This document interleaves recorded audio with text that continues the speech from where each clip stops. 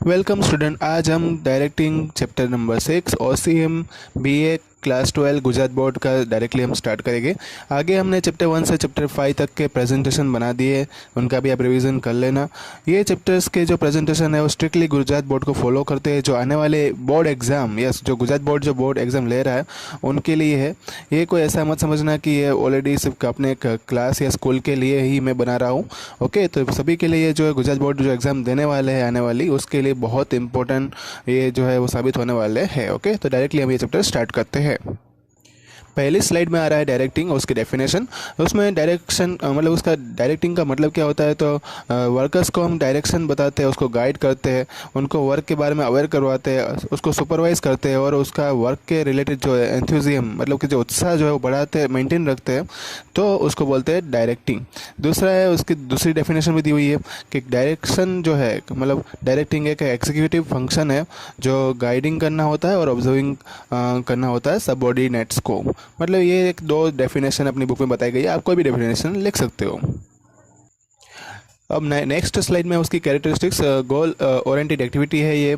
उसका डायरेक्टिंग का मतलब ही ये होता है कि आपको मोटिवेट करना है, गाइड करना है एम्प्लॉयज़ को, उसको अपना बिजनेस में जो ऑब्जेक्टिव है उसको अचीव करने के लिए उसको लीडिंग करना है। तो हम कह सकते हैं कि डायरेक्शन जो है एक गोल ओरिएंटेड एक्टिविटी है। दूसरा फंक्शन है यहाँ पे उसका function at every level of management. Direction जो है वो हर एक लेवल पे ज़रूरी होता है। टॉप लेवल मैनेजर जो है वो उसके नीचे मतलब कि जो मिडिल लेवल है उसको रिगार्डिंग टारगेट करते हैं, उसको पॉलिसी और एडमिनिस्ट्रेटिव मैटर्स के बारे में बताते हैं और वो ये बॉटम लेवल तक जाता है। सुपरवाइज़र जो है उस ऑर्डर देते हैं, इंस्ट्रक्शन देते हैं फॉरमैन्स एंड जॉबर्स को। मतलब ये टॉप लेवल से लेके बॉटम लेवल तक डायरेक्शन ज़रूरी है। तीसरा पॉइंट यहाँ पे कंटिन्यूस प्रोसेस। तो बिजनेस एक्टिविटी के साथ साथ डायरेक्शन हमेशा कंटिन्यूसली चलता रहता है और ये डायरेक्शन देने का काम जो है वो हर एक एम्प्लॉयज़ को अपने फंक्शन को एक्सप्लेन करने के लिए, उसकी प्रोसीजर बताने के लिए और पॉलिसी को इंटरप्रेट करने के लिए ज़रूरी होता है। नेक्स्ट स्लाइड में है ऑब्जर्वेशन ऑफ फंक्शंस। डायरेक्शन का जो मेन एम क्या है उसका, तो एम्प्लॉयज़ को हम डायरेक्शन प्रोवाइड करते हैं और वो डायरेक्शन के हिसाब से काम करते हैं या नहीं करते वो देखना होता है और उसको गाइडिंग करने के साथ उसको ऑर्डर भी देते हैं। डायरेक्शन जो है उसका काम ये है कि जो ऑब्जर्वेशन लेना और एक ऑब्जर्वेशन लेने का एक प्रोसेस जो है उसके हिसाब से जो काम हो रहा है कि नहीं हो रहा है, इंस्ट्रक्शन देने के हिसाब से काम हो रहा है कि नहीं हो रहा है, वो देखने का काम भी होता है। फिर फिफ्थ पॉइंट है वाइडर स्कोप। जो डायरेक्शन है उसका स्कोप वाइडर है। ये सिर्फ गाइडिंग और एडवाइजिंग देने के लिए नहीं होता है, ये भी बताने के लिए होता है कि मैनेजर जो है वो अपने डिसीजन लेने में समझ पाते ही नहीं पाते हैं, वो एफर्ट्स लगा पाते ही नहीं पाते या इम्प्लीमेंटेशन वर्क को कर पाते हैं या नहीं कर पाते हैं, उनके लिए भी होता है। सिक्स्थ पॉइंट है उसमें कम्युनिकेशन। इफेक्टिव कम्युनिकेशन जो है वो ज़रूरी है, प्री कंडीशन है। अगर हम किसी भी ऑर्डर्स या गाइडलाइन जब एम्प्लॉयज़ को प्रोवाइड करते हैं तब तो कम्युनिकेशन प्रोसेस अगर इफेक्टिव नहीं होगी तो सीधी बात है कि उसको हम राइट डायरेक्शन नहीं दे पाएंगे, राइट एम्प्लॉयज़ को हम राइट टाइम पे जो हमें काम बताना है वो नहीं बता पाएंगे। मतलब डायरेक्शन जो है वो अगर अच्छा रहेगा तो इफेक्टिव कम्युनिकेशन के लिए भी डायरेक्शन जो होना ज़रूरी है। फिर नेक्स्ट स्लाइड में है मोटिवेशन। ये जो मतलब डायरेक्शन जो है वो एम्प्लॉयज़ को मोटिवेट भी करता है और दूसरा है उसका बेस्ट एफर्ट लगाने के लिए उसको ऑर्डर भी मिल जाता है। हायर अथॉरिटी जो रहेगी वो पर्सनल गाइडेंस देने में और मोटिवेट करने में एम्प्लॉयज़ को ज़रूरी काम करने में हेल्प करता है। मतलब कि गाइडेंस जो है वो कोई भी पर्सनली जो है एम्प्लॉयज़ को एक इफ़ेक्टिव तरीके से वर्कआउट करने के लिए भी हेल्पफुल रहता है। फिर 8 पॉइंट है यहाँ पे फ्लो ऑफ डायरेक्शन। ये हमेशा डाउनवर्ड प्रोसेस में ही होता है, ये हमेशा टॉप लेवल से बॉटम लेवल मैनेजमेंट की ओर ही डायरेक्शन आगे बढ़ती है। 9th पॉइंट है यहाँ पे जो है मैनेजरियल फंक्शन। डायरेक्शन जो है हमेशा मैनेजर एक्टिविटी का पार्ट रहा है और हर एक हमने देखा आगे कि डायरेक्शन हर एक लेवल पे ज़रूरी है और ये planning, organising, staffing, coordinating, communication और कंट्रोलिंग करने में डायरेक्शन जो है वो यूज़फुल रहेगा। अब नेक्स्ट स्लाइड में आ रहा है इंपॉर्टेंस ऑफ द डायरेक्टिंग। उसमें पहला पॉइंट है उसका increasing in efficiency. Business organisation जो है वो एफिशिएंट तभी बन सकती है जब उसको प्रॉपर डायरेक्शन मिले। डिपार्टमेंट के फंक्शन के रिलेटेड जो डायरेक्शन जो एम्प्लॉयज़ को मिल जाए तो डायरेक्शन ऐसा होना चाहिए कि जो एम्प्लॉयज़ को जो काम करना है वो एकदम क्लैरिफाई हो जाना चाहिए, उनकी रिस्पॉन्सिबिलिटी क्या है, उनकी अथॉरिटी क्या है, तो ही जो है वो डायरेक्शन है वो काम आता है। दूसरी बात, अगर ये डायरेक्शन सही रहा तो इट बूस्ट देयर एफिशिएंसी, मतलब उसका जो एफिशिएंसी है उसकी कार्य क्षमता है वो बढ़ जाएगी। नेक्स्ट पॉइंट है उसमें असेसमेंट ऑफ एफिशिएंसी। यहाँ पे एम्प्लॉयज़ के असेसमेंट के बारे में बताया गया है कि जो वो एम्प्लॉयज़ जो है वो डायरेक्शन के हिसाब से काम कर रहे हैं या नहीं कर रहे। दूसरी बात यहाँ पे बताई गई है कि जो परफॉर्मेंस उसका है वो एवोल्यूशन हो पा रहा है थ्रू द डायरेक्शन।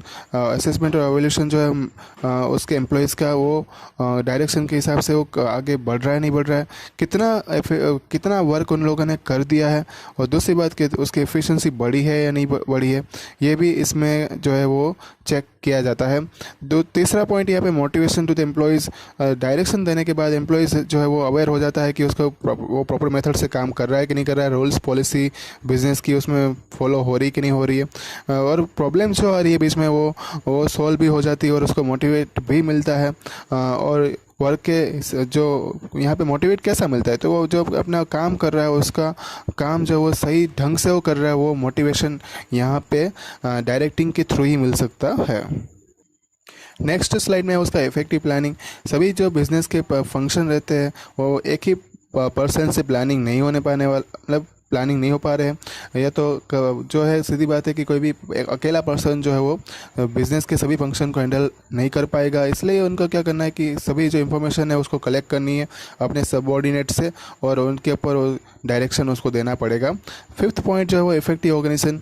अगर डायरेक्शन जो है इफेक्टिव रहेगी तो एम्प्लॉयज़ जो है वो अवेयर हो जाएंगे उसकी अथॉरिटी के बारे में और उसकी रिस्पॉन्सिबिलिटी के बारे में, और इसलिए हम कह सकते हैं कि जो ऑर्डर और इंस्ट्रक्शन जो बॉस के द्वारा जो दिए जाते हैं वो प्रॉपरली फॉलो कर पाएंगे, और एंटायर पूरे ऑर्गेनाइजेशन जो रहेगी वो इफेक्टिव तरीके से आगे बढ़ेगी। सिक्स्थ पॉइंट उसमें है कोऑर्डिनेशन एंड कोऑपरेशन। जो एम्प्लॉयज़ के बीच में कोऑर्डिनेशन लाना जो है वो एक ही तरीके से मेंटेन हो सकता है, वो है डायरेक्शन के द्वारा। एम्प्लॉयज़ का पर्सनल इंटरेस्ट जो है वो इंटीग्रेट होने के लिए, उनका बिजनेस का मेन ऑब्जेक्टिव जो है वो गेन करने के लिए, या तो फिर लीडर जो है वो जो कोऑर्डिनेट को जो डायरेक्शन प्रोवाइड करते हैं, और एम्प्लॉयज़ डायरेक्शन के हिसाब से जो काम करते हैं, वो सब कुछ है वो इम्पोर्टेंस वो किसका इम्पोर्टेंट है, वो डायरेक्शन का इम्पोर्टेंट है। नेक्स्ट स्लाइड में उसका seventh point function of control. Direction जो है वो जितने भी वर्क में मिस्टेक और एरर हो रही है उसको रिड्यूस करती है। तो हम कह सकते हैं कि जो एम्प्लॉयज़ के द्वारा जो वर्क हो रहा है वो टारगेट के हिसाब से ही, जो उसने डिसाइडेड किया हुआ टारगेट उसके हिसाब से वो वर्क करेगा। इसलिए हम कह सकते हैं कि कंट्रोलिंग फंक्शन जो है वो ईजी हो जाता है डायरेक्टिंग के द्वारा। फिर 8 पॉइंट जो उसमें है वो इंक्रीज इन एंथुजियम। डायरेक्शन देने से जो एटीट्यूड है एम्प्लॉयज़ का वो वर्क के रिलेटेड आगे बढ़ता है, तो जो उसका वर्क करने का जो इंटरेस्ट है वो बढ़ता है। दूसरा जो सॉल्यूशन जो है वो जल्दी आता है, और कुछ भी अगर प्रॉब्लम्स बीच में आती है तो रिजल्ट ये बनता है कि उसका जो वर्क है वो कंटिन्यूटी में रहने की वजह से उनको बूस्ट मिलता है और एम्प्लॉयज़ जो है उसका उत्साह बढ़ता है। 9th पॉइंट उसमें ये बताया गया है कि फाइंडिंग आउट डेविएशन। डायरेक्शन के द्वारा ही हम जो है वो उसको सुपरवाइज कर सकते हैं, और जो फंक्शन जो है वो हो रहा है अकॉर्डिंग टू डिसाइडेड स्टैंडर्ड और नॉट, मतलब कि स्टैंडर्ड के हिसाब से सभी जो काम हो रहे हैं कि नहीं हो रहे हैं। कोई अगर अनडिजायरेबल डेविएशन जो है वो होता है तो रेगुलेट भी हो जाता है इनिशियल स्टेज पे। अगर इफेक्टिव स्टेप हम लेते हैं तो डेविएशन जो है वो भी कंट्रोल हो जाते हैं। नेक्स्ट स्लाइड में आ रहे एलिमेंट्स ऑफ द डायरेक्टिंग, मतलब कि जो नेक्स्ट उसमें 4 पॉइंट दिए गए टोटल डायरेक्शन के एलिमेंट्स से। उसमें पहला है सुपरविजन, मोटिवेशन, लीडरशिप और कम्युनिकेशन। उसमें 2 जो है वो इस मतलब प्रेजेंटेशन में देखेंगे, नेक्स्ट 2 जो है वो हम नेक्स्ट प्रेजेंटेशन में देखने वाले हैं। उसमें पहला आ रहा है सुपरविज़न।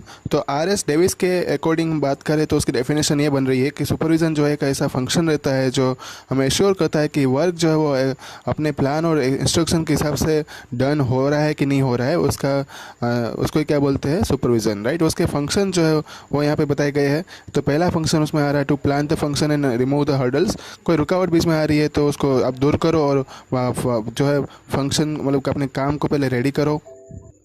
दूसरा पॉइंट उसमें ये आ रहा है कि आप गाइडेंस जो नेसेसरी रहती है वो प्रोवाइड की जाती है और डायरेक्शन प्रोवाइड की जाती है, जिससे काम जो है वो टाइम पे हो जाए और पूरा काम कम्प्लीटली हो जाए। तीसरा पॉइंट है उसमें सुपरवाइज होता है, एम्प्लॉयज़ को सुपरवाइज करना है कॉन्स्टेंटली, जिससे अपना टाइम हम बचा पाए और लेबर का टाइम भी बचा पाए।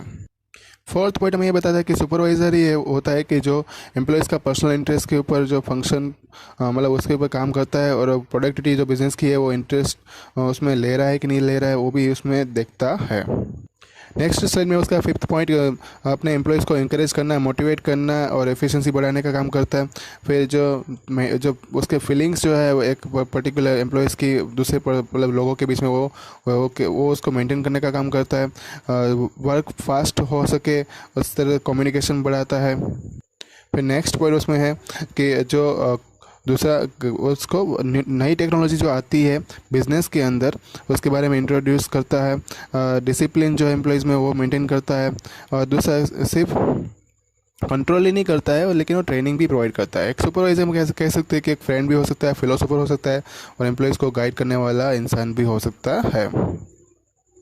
नेक्स्ट स्लाइड में है मोटिवेशन। मोटिवेशन की दो डेफिनेशन यहाँ पे बताई गई है। पहला जनरल टर्म में बताई गई है मोटिवेशन जो एक प्रोसेस रहती है जिससे हम पीपल को स्टिमुलेट कर पाए उसके एक्शन के ऊपर, वो परफॉर्म जो करते हैं उसके ऊपर, और ये हम पॉसिबल बना पाए कि जो कितना वो मैक्सिमम वर्क सेटिस्फेक्शन के साथ वो कर सकते हैं। भाई मॉर्गन के हिसाब से बात करते हैं motivation is the state of the mind that leads the worker towards the objective. मतलब एक मोटिवेशन एक ऐसा एक स्टेट है माइंड का जिससे हम लीडर का उत्साह, मतलब कि लीडर का जो वर्कर्स जो है उसका ऑब्जेक्टिव हासिल करने के लिए उसको लीडिंग कर पाए, ऐसी एक स्टेट बना पाए, उसको भी क्या बोलते हैं, मोटिवेशन। नेक्स्ट स्लाइड में उसकी कैरेक्टरिस्टिक्स, उसमें पहला पॉइंट आ रहा है इंटरनल इंस्पायरेशन। मोटिवेशन एक पावर या तो स्ट्रेंथ हम कह सकते हो जो होती है वो इंडिविजुअल में से आता है। उस पर्सन जो है कि उसको रियलाइज़ होता है कि जो कुछ उसमें खामी है वो बाकी क्या है, और उसको जैसे ही वो इंस्पिरेशन मिल जाता है तो वो एक एक्टिविटी करने के लिए, कोई भी एक्टिविटी करने के लिए उसको लीडिंग मिल जाती है। एक साइकोलॉजिकल कंसेप्ट है मोटिवेशन, जो एक साइकोलॉजिकल फिनोमिना है, ठीक है। मतलब कि यहाँ पे ये बन रहा है कि जो मेंटल स्टेटस जो रहता है एवरी पर्सन का वो अलग अलग रहता है। तो सभी पर्सन को जो इंटरनल इंस्पिरेशन करने के लिए, मतलब इंस्पायर करने के लिए जो टास्क रहेगा वो सबका अलग अलग रहेगा। सबको आपको अलग अलग तरीके से मोटिवेशन करना पड़ेगा, ये बात यहाँ पे बनती है। फिर नेक्स्ट पॉइंट है उसमें increase in efficiency of employees. Workers को हम जब मोटिवेट करके जो है ज़्यादा प्रोड्यूस करने के लिए मोटिवेट कर सकते हैं। मोटिवेशन जो एक मॉरल बूस्टिंग करने के लिए काम आता है। फिर जो इससे लिए हम कह सकते हैं कि प्रोडक्टिविटी और जो एफिशिएंसी है वो भी मोटिवेशन से बढ़ती है। नेक्स्ट स्लाइड में कंटिन्यूस प्रोसेस। मोटिवेशन जो है एक बार चालू होता है, मतलब स्टार्ट होता है, तो ये हमेशा कंटिन्यूसली रहता है।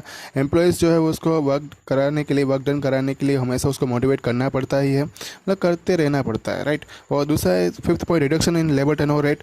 मोटिवेशन जो इंटरनल सेटिस्फेक्शन एम्प्लॉयज़ को प्रोवाइड करता है, इसलिए जो जैसे वर्कर्स इंस्पायर होते हैं तो उसका जो वर्कर्स जो है वो gets remuneration as per the work well as satisfaction and respect which include them to continue in the job. मतलब कि वर्कर्स यहाँ पे है वो इतना सेटिस्फेक्शन और रिस्पेक्ट गेन करते हैं जितना ही उसका कंटिन्यूसली वो जॉब करते हैं, और लेबर टर्नओवर रेट जो है वो धीरे धीरे कम होता जाता है थ्रू मोटिवेशन। फिर सिक्स पॉइंट है उसमें achievement of goal.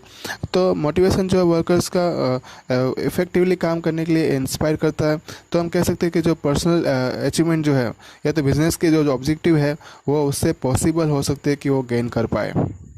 Next slide में उसमें वाइडर स्कोप। मोटिवेशन जो एक ब्रॉडर स्प्लेंडर कंसेप्ट है। मोटिवेशन में अलग अलग terms like need, motive, desire, emotion, aim, choice, willpower, eagerness, temptation, सब कुछ उसमें इंक्लूड होता है।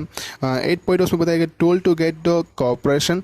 मोटिवेशन जो जॉब सेटिस्फेक्शन एम्प्लॉयज़ को प्रोवाइड करता है, इसलिए एक रिजल्ट ये बनता है कि वो जितने भी पर्सन जो होंगे वो हमेशा अपने हायर अथॉरिटीज़ को कॉपरेट करेंगे। तो ये था आपका पार्ट 1। पार्ट 2 जल्दी से ही आएगा। कोई डाउट्स है तो आप कमेंट बॉक्स में मुझे लिख कर बता सकते हैं। व्हाट्सएप में आपको होमवर्क सेंड कर दिया जाएगा, ठीक है। तो आगे रिवाइज करते रहना। Thank you all.